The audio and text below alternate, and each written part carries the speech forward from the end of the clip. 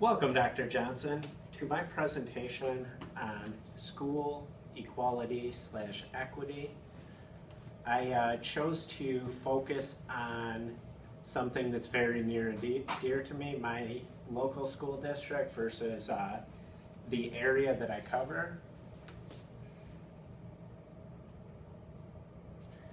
Okay, so my school district is Birmingham. I will be covering our district versus Detroit, but I'll also be talking about the big picture.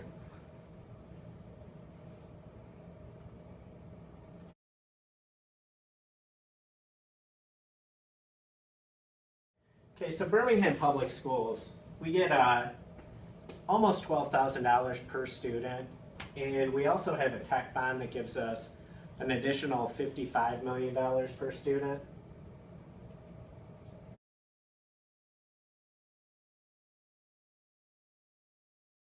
When you compare us to Detroit, Detroit only gets a little over $7,000 per student. That is the state minimum. And also you see on here that this causes some problems. While we do have smaller class sizes, in some cases it's at extreme ends to where this newspaper article here speaks of a kindergarten class in Detroit that had 100 students. They did have 2 teachers, but if you can imagine what a 100-kid kindergarten with 2 teachers would look like, to me it still seems like a kindergarten cop, or maybe even a worse version, if you get that reference.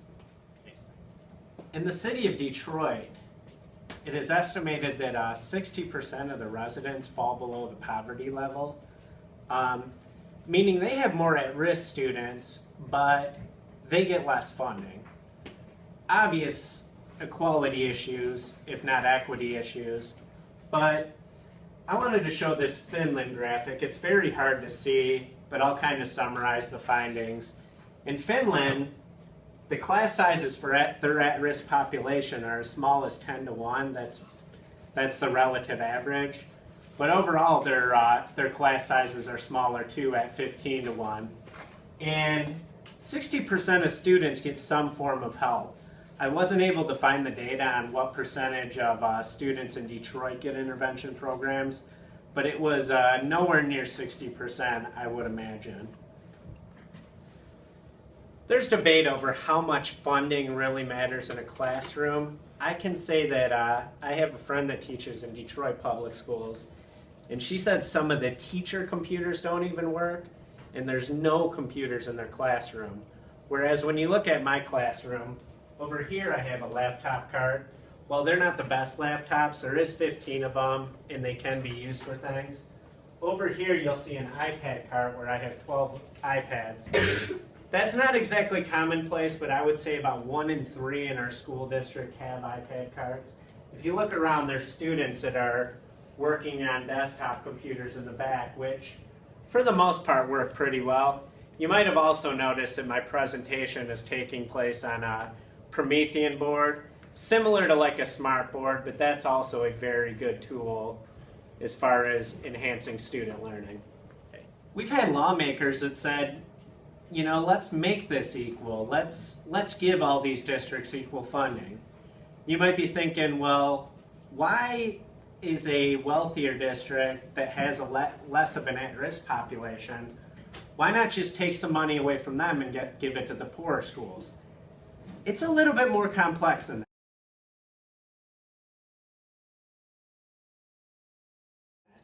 Because I'm going to show a couple things. One, in Michigan in 2011, we removed the cap on charter schools, and a very large percentage of them are online-only charter schools. So when the lowest funding amount gets to this amount, which is what Detroit gets, the online charter schools get that amount too. And you might notice that's a lot of money considering you can get a master's degree at this university in technology for less money than you can fund a student in Detroit for a year. Now let's drop to the bottom, and there's 2 numbers here. We have a private school that is approximately less than a mile where the direction I'm pointing, you obviously can't see, but it's southbound.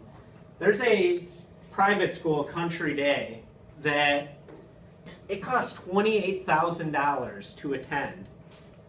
And that's not even counting they charge for books and a couple other things I saw on the website. Whereas when you look at that versus our school district, I mean, I don't think we're necessarily overfunded. And if you took additional money away from this number, there would be more going to the private schools possibly, because the quality of education would drop. And then it would ended up costing the average person more anyway. So this is kind of a complex debate we're having. So with these complexities, what should be done? I decided I'd make 3 recommendations. 1, there should be separate definitions for funding purposes of online versus traditional schools. It's clearly a lot cheaper to run a school where you don't need a building, you don't need really any resources that can be gathered online, which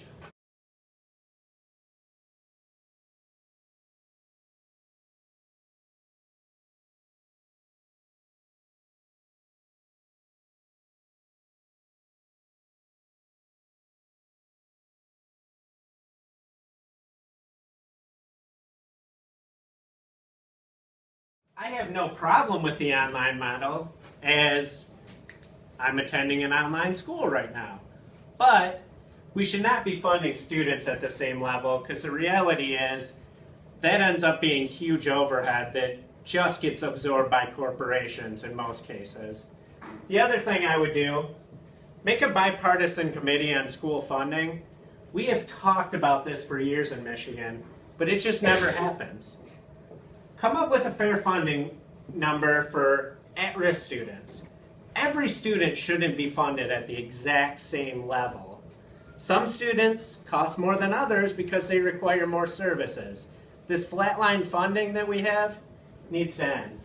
And I would also say, inform the voters and then put it in front of them for voter approval.